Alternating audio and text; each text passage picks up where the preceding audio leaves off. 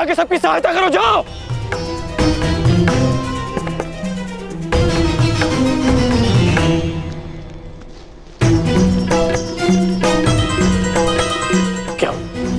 क्या हुआ?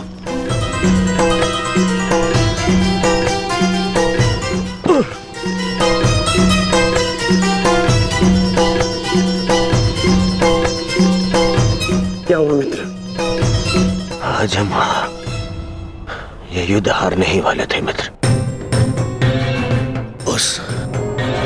उस भीम ने मेरा वध कर ही दिया था, परंतु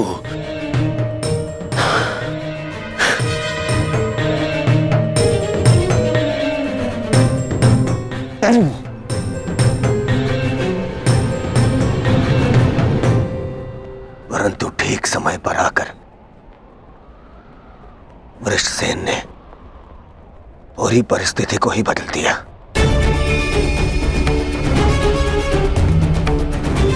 वीर वृषसेन ने आज न केवल मेरे प्राणों की रक्षा की,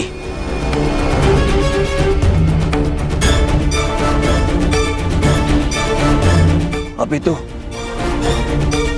कौरव सेना को एक लज्जाजनक हार से भी बचाया।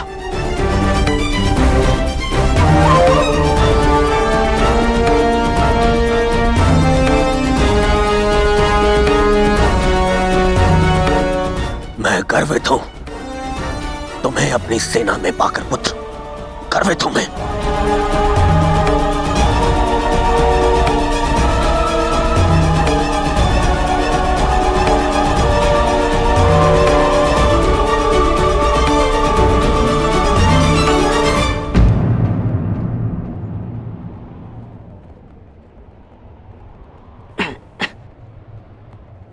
आप फिर से मेरे घाव देख रहे हैं ना पिताश्री,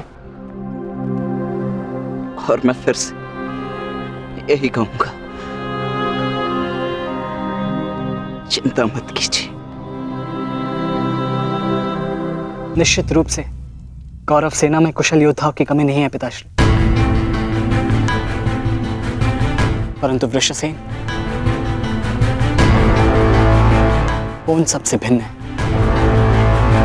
उसकी सोच, उसकी प्रतिभा, उसका तेज प्रशंसनीय है। उससे द्वंद्व करते समय मैंने बहुत कुछ सीखा। यदि वो कौरव के पक्ष में ना होता तो निश्चित रूप से मेरा अभिन्न मित्र होता।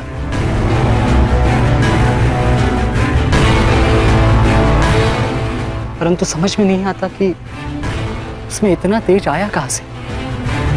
कुछ जन्म से, कुछ कर्म से।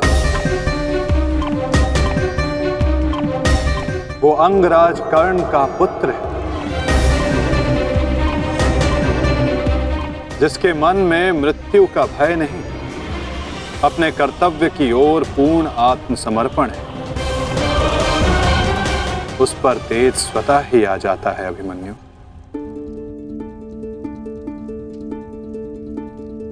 मैं अपने कर्तव्य से मुख नहीं मोड़ सकता माता, क्षमा चाहता हूं।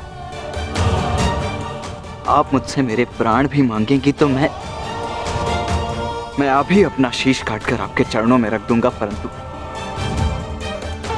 मैं अपने वचन से विमुक्त नहीं हो सकता माता। मैं वचनबद्ध हूं।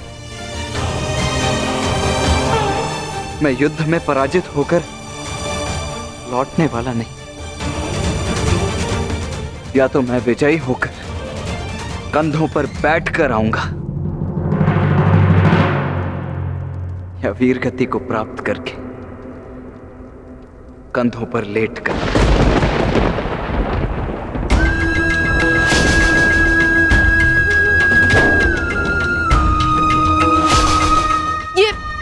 ये आपका पुत्र क्या बोल रहा है?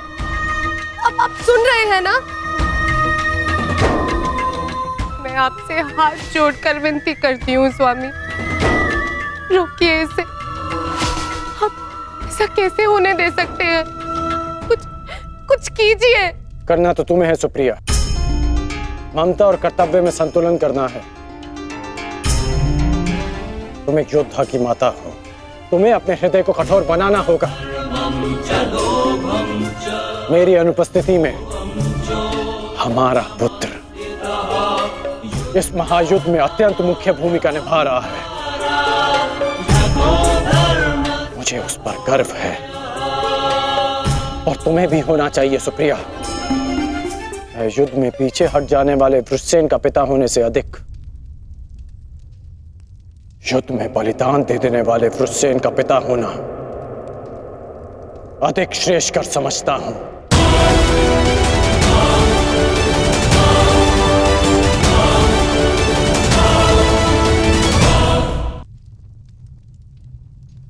और तुम्हें भी समझना चाहिए सुप्रिया, तुम उसकी माता हो, उसकी शक्ति बनो, उसकी दुर्बलता नहीं। हर मनुष्य अपना लक्ष्य चुनता है और मैंने और वृषसेन ने भी अपना लक्ष्य चुन लिया है। हमारा लक्ष्य ये महायुद्ध है और युद्ध बलिदान मांगता है।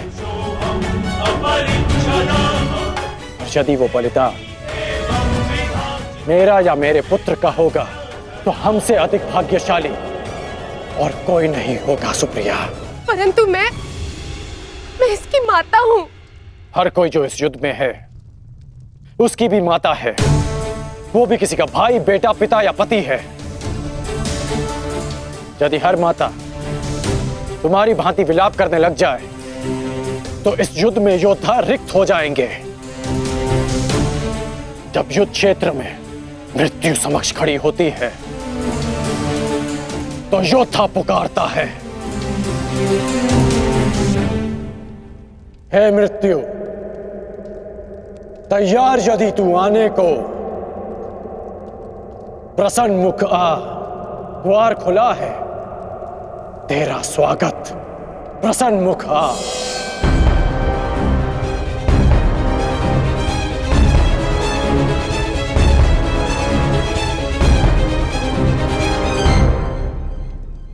दो महायोद्धाओं के समक्ष एक दुर्बल माता कैसे जीत सकती है? यदि आपने निर्णय ले ही लिया है तो ठीक है, किंतु एक बात स्मरण रखना, यदि मेरे पुत्र को कुछ भी हुआ तो उसके उत्तरदायी आप होंगे और इसके लिए मैं आपको कभी क्षमा नहीं करूंगी।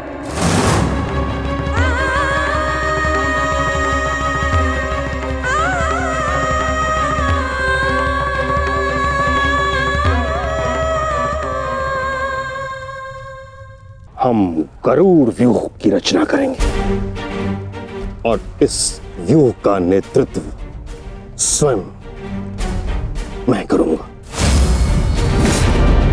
गरुड़ की आंख के स्थान पर मेरा रथ होगा। उसके एक पंख पर गुरुद्रोण आप और दूसरे पंख पर अश्वत्थामा, मध्य में मद्रराज शैल्य और युवराज दुर्योधन अंतिम रेखा पे रहेंगे। कुशल योद्धाओं का दल उनका सुरक्षा चक्र बनकर रहेगा और किसी भी मूल्य पर यह सुरक्षा पंक्ति टूटनी नहीं चाहिए। ये लीजिए, ये नई रणनीति लाए। पितामह, आपकी अब तक कोई भी रणनीति सफल तो हुई नहीं है।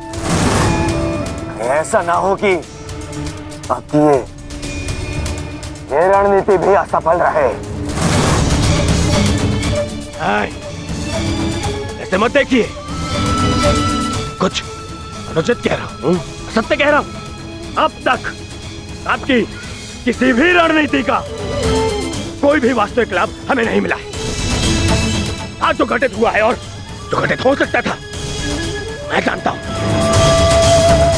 अरे सेना को छोड़िए, आप तो मेरी सुरक्षा का कर्तव्य, अपने युवराज की सुरक्षा का कर्तव्य भी पूर्ण नहीं कर पाए।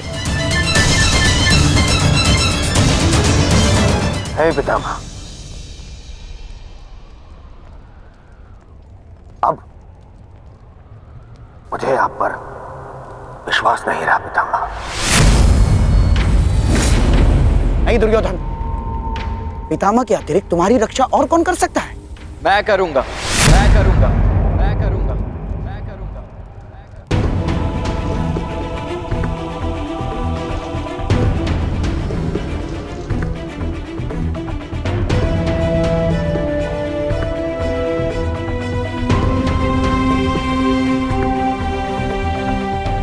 मैं मानता हूं मैं महामहिम के समक्ष कुछ भी नहीं, और मैं हृदय से उनका सम्मान भी करता हूं।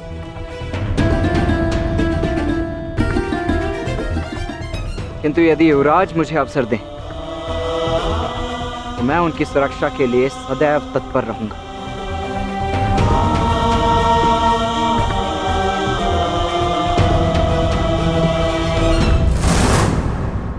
आपका क्या मत है वासुदेव? कल कौरव किस रणनीति के साथ युद्ध क्षेत्र में उतरेंगे?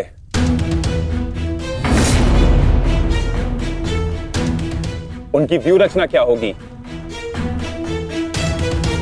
व्यूह रचना चाहे जो भी हो, किंतु आज जो रणभूमि में हुआ उसके पश्चात यह निश्चित है कि दुर्योधन की रक्षा हेतु वे उसे सेना की अंतिम रेखा में ही रखेंगे,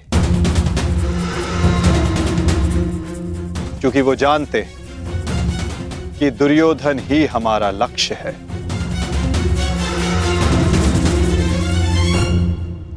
यदि ऐसा है तो फिर हमें कौन से व्यू का उपयोग करना चाहिए माधव? अर्धचंद्र व्यू पार्थ।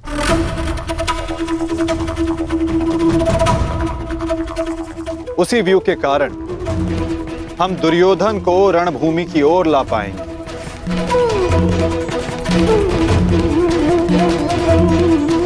और यदि दुर्योधन व्यू से बाहर नहीं आया तो ये उसकी दुर्बलता समझी जाएगी और मानसिक पराजय भी।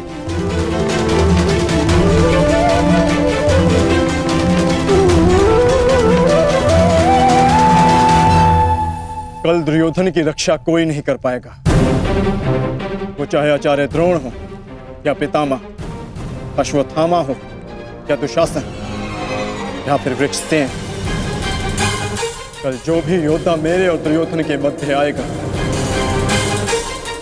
वो या तो रणभूमि छोड़ेगा या फिर ये संसार।